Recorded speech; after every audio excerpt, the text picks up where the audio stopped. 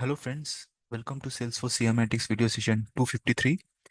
So basically in today's video, I will actually explain you whatever we covered in the previous session. So we already understood what was the scenario and how we got the result, but I will explain you in a step-by-step manner how we came into that particular result, why I applied certain co-group functionalities, why I went for left two times when we were joining three tables, right? So that will be all about this section, this video. And of course, I will also help you to understand about that first function which we used. First of all, let me do one thing. Let me go to my downloads and let me search with PI. I will just, open this one. Okay. So let this be opened for me. Okay, this opened like this manner, which is fine. Now let me close this one. And what I will do is, uh, let me open this Excel sheet as well. Now, let me quickly open that particular lens, which we already covered in our previous session. I've named it as scenario one as of now, which is fine. Okay. Now, the thing is that if you see over here, we went in this manner, right? So as I mentioned, so let me also open the notepad. Right. First of all, remember this part that we go from left to right. Now, key here is to understand that this is the first thing which is happening. Okay. So what I'm doing is let's understand this logic first, right? So I will again go to my Excel sheet. Probably I can explain you the logic over here. Let me just, or let me do one thing. Let me merge this. Okay. So now what is happening when I'm co-group A by PID left and B by PID? That's the first thing which is happening as the SAQL is going from left to right. So I will just map this PID and I will map this product. Oh, sorry. I will map the product name here. Okay. And let me map the units sold as of now. Okay. Now see, I have mentioned this thing which is left, and we already covered this, right? We covered like with two tables how we go for left, inner, right, and out full. So here, because it is left, right, that means everything from here will come up, isn't it? So that's the thing. Yep. So all this value will definitely come up over here. Okay, similar for this one, because these are the product name corresponding to this PID. From unit sold, of course, only I have the P1 and P2. That's why this first two will come up over here, right? Okay, that's the first thing which happened, right? Now comes the next part. Now, what I've done is, if you see, let's say, I mean, just for an explanation purpose, let's say I just name it something like maybe like ABC. Okay, just for an example, right? Let's say this complete table is in ABC right now. Okay, or let's say AB because we are dealing with A and B. Let's say AB. Now, what is happening with the next section? Okay, here what I'm doing now, let me write it as ABC. Okay, so here I am just going for that AB because that this table is of AB, right? So this complete table is nothing but of AB. So let me just write AB over here. Mhm. That's it. This is the AB table. Now, the next part which is happening is nothing but in ABC, I'm just doing co-group once again. As I mentioned, it goes from left to right. Co-group. Now, this is the resulting table. For that resulting table, I have written that left word over there. Okay. And finally, C by PID. Fine. Here also it will be PID. Okay. Now, this is something which has been done. Let me put this. So I already got this AB table from above. Okay. So I will just paste it over here. And this mapping was already done. So when I am again mentioning that, that means whatever table, whatever values you got over here, everything will be mapped over here, right? There's no other way around. Like map all those things because again it's mentioned left. So this part also I will mention over here. Now comes the C part. So from C, I have this tickets count and I will just map it over here. Now again, it's a left to the previous table. That means I just need to check that from this P1, P2, P3, P4, if anything is matching. Okay, I see that P1 is matching and the P3 is matching, right? So that's the thing about this one. That's the way. Now, if I combine this, so let me just write this in my notepad once again. Let me remove it maybe. And let me mention this particular part as well. At the end of the day, this is what is happening in a step-by-step manner. Now, I have just combined these two and the final one is written over here if you see. That's it. Okay, forget about this variable AB and ABC that I've just mentioned for explanation purpose. But I hope you get the idea when I say that in SAQL cogroup functions works from left to right. So ideally what happened with this statement, so this is the statement which is already written over here. Okay, so first this particular part is being executed. They won't consider this left because at the end of the day in SQL, always remember your last statement, like you can write C, D, E, doesn't matter. Your last statement can never have these keywords like left, right, or full. Inner, anyhow, we never write. But what I mean to say is the last table can never be a part of any particular co-group type. So it has to be the second last. That's why first it's combining this two. Once that is done with the resulting table, so this is my resulting table AB. This AB is being again done as a left type. So that's why it's written left over here. So once I have combined that A and B tables with A being the left, which means that every records from A has to come up.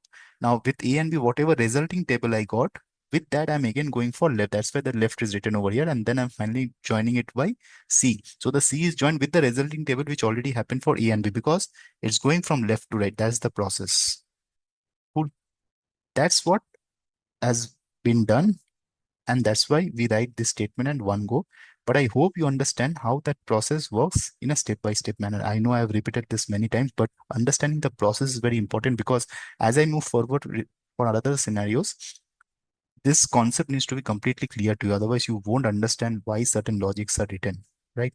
So that is something to always keep in mind. Now, with this part being clear, the next part is why I have utilized this function called first. Now, one thing you need to remember, whenever you are doing the co-group, right? Immediately after co-group, dataset acts as a bag or bucket, like whatever term you call it. So that's what happens after the co-group, whatever the data sets or the data streams, like in this case, you can name it as a data streams, right? What that does, it acts as a bag or bucket. Now, what I mean by that, now here, if you see, what is the ID which I'm grouping? I'm grouping by PID, right? So since I'm grouping by PID, so what is happening for this PID? Let's say A. I'm coming back to my Excel sheet. Sorry, it's P1, right? So what is happening for this P1? Now it is acting as a bucket. So for this P1, let me just write over here for PID P1, the bag created is as follows. So for this table A, what is happening is it's going to create in this manner.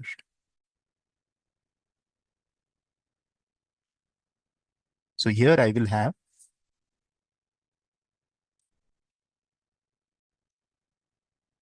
PID P1, which is fine. So I will write PID P1, comma. The next part which is coming is product name laptop. Okay. Product name vector. Then for the table B, again is the same thing.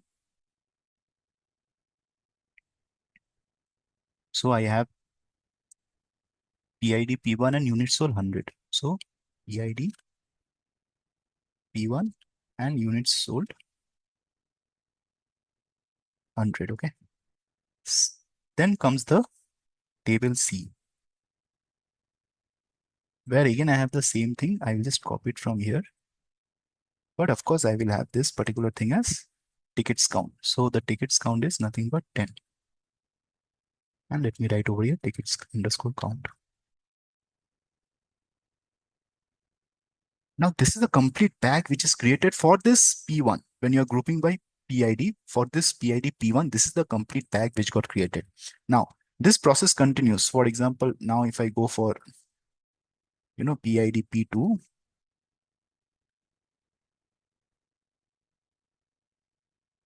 okay, the bag will be like over here we have P2 as tablet, right? So again, the same thing I'll just mention over here. But of course, here it will be P1, P2, and here it will be tablet. And then comes same thing for table B. Let me just write over here. But here, of course, P2 and what is the unit sold, which is 60, right? And for table C, it will be null. It's because for table C, we don't have anything related to P2. So in this case, it will be null. Nothing will be there. Now, this way it continues. Now, what happens is, now, since I've written this first for product name, one question you can ask is like, hey, product name only has one row. At the end of it has one row, right? In a particular bag, it has one row. Then how come it is not picking up? Why you have to mention first? So the answer for that is that in SAQL, when a bag is created, still SAQL doesn't pick up the value explicitly from the bag. We need to use the function first to pick it up. So that's the thing. When bag is created after that co-group part, SQL cannot pick up explicitly even if that bag contains one row. So for that reason, we have to utilize this function, and it's only applicable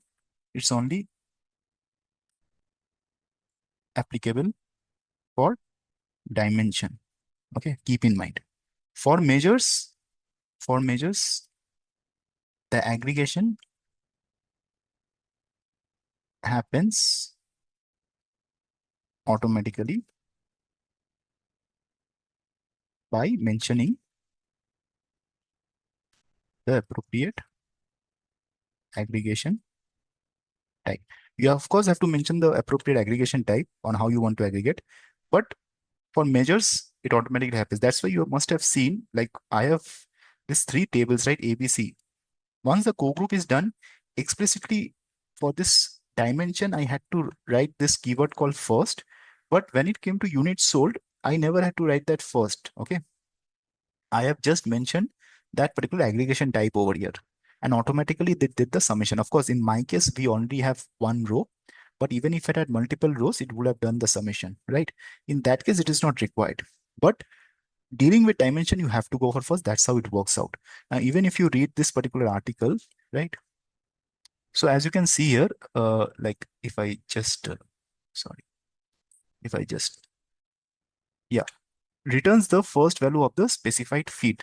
Use first to return the first value of a measure or dimension. You can use it for both, but in especially for dimension, you can use it to return the value of a field without grouping by that field. So it basically returns that first value.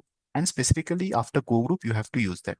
So that's it about this. Let's meet very soon in our next video to understand the next scenarios. Okay.